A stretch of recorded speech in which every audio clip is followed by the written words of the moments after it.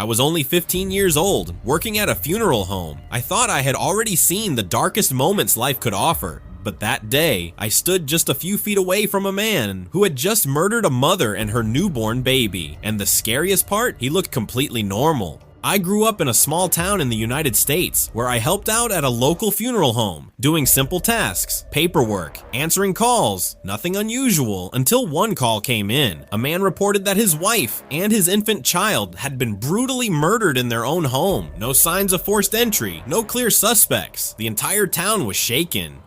News channels picked it up, headlines everywhere. Everyone was talking about the same horrifying case. Then came the day of the viewing. The funeral home was packed, people crying, confused, trying to understand how something like this could even happen. And that image, it still hasn't left my mind. The mother holding her baby in her arms, but something felt off that day.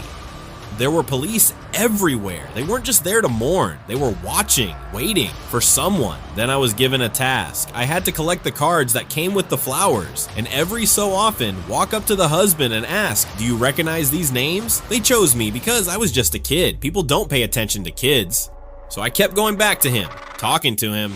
He looked broken, shaken, like a man drowning in grief. I actually felt sorry for him. Then a police officer pulled me aside and said, "We have a witness." I asked, "Who?" He said, "A 3-year-old girl. She had seen someone leaving the house on the day of the murder, and she recognized him. It wasn't a stranger, it was the husband's best friend." But the real shock, that wasn't even the worst part. The investigation revealed this wasn't a random act of violence. It was planned. The husband and his best friend had made a deal. They would kill each other's families and then run away with their secretaries. Yeah, you heard that right. A cold, calculated, twisted plan. But they made one mistake. They didn't realize a 3-year-old child was watching. In the end, both men were arrested, charged, locked away, all because of the testimony of a little girl. And me, I never recovered from the fact that that man stood just feet away from me multiple times, and I had no idea I was standing next to a killer. After that day, I never saw the world the same way again.